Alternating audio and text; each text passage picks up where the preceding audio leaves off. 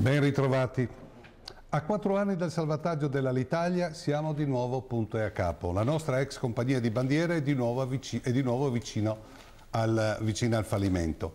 Nonostante i 4 miliardi del 2008 che i contribuenti italiani hanno sborsato grazie alla demagogia di Berlusconi e Tremonti, l'Alitalia si sta dibattendo nuovamente in una crisi gravissima. Sicuramente non tutti ricordano la genesi di questa operazione berlusconiana, che è definire demenziale e voler usare un eufemismo.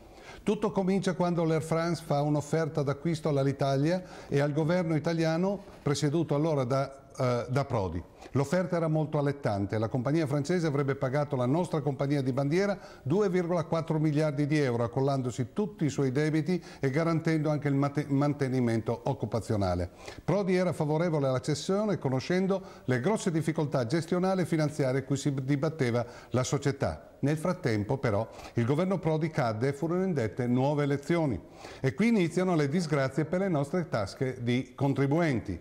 Berlusconi in piena campagna elettorale dichiarò che non si doveva vendere l'Alitalia ai francesi, che si doveva mantenere l'italianità della nostra compagnia di bandiera a tutti i costi. Il ministro Tremonti, con le lacrime che gli irrigavano le gote, cianciava che quando era all'estero e vedeva sugli aerei dell'Alitalia il tricolore si commuoveva. Insomma, populismo e demagogia elettorale sparso a piene mani. Fatto è che il governo Prodi dimissionario bloccò la trattativa con Air France, lasciando la risoluzione del problema a colui che sarebbe arrivato dopo di lui, cioè a Berlusconi, che, come era nelle previsioni, vinse quelle elezioni.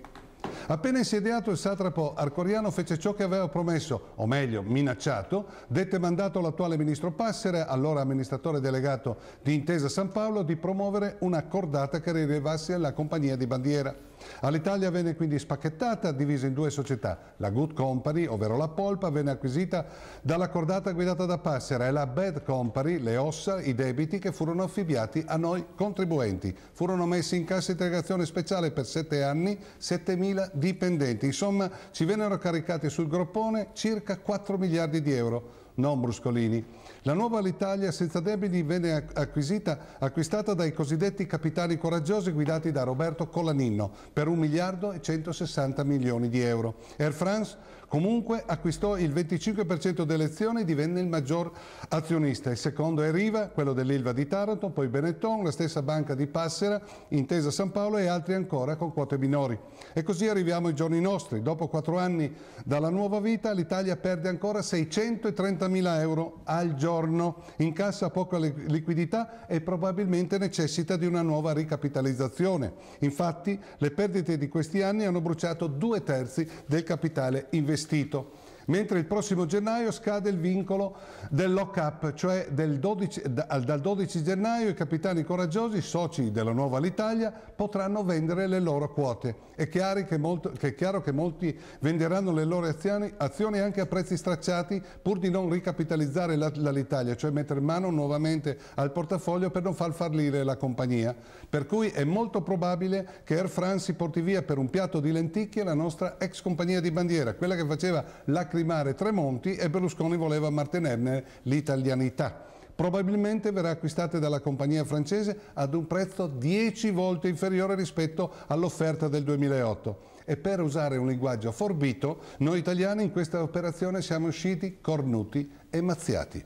Perché se Alitalia non dovesse finire in una compagnia aerea che abbia i numeri e le capacità di stare in un mercato internazionale difficile di rivoluzione come quello del trasporto aereo, dovrebbe ridiventare pubblico, ovvero riacquistata dallo Stato italiano, rinazionalizzata, un vero capolavoro all'incontrario. E chi non ha foderato gli occhi di mortadelle e non è in malafede sa chi è il principale artefice di questo buco miliardario.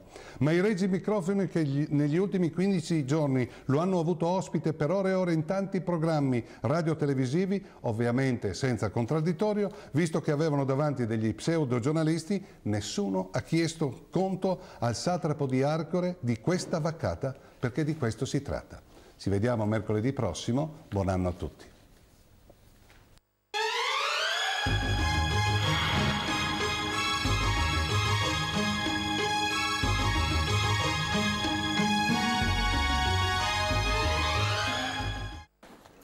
Domenica 30 si vota dunque per la scelta dei candidati al Parlamento di Sinistra, Ecologia e Libertà nelle liste Friuli Venezia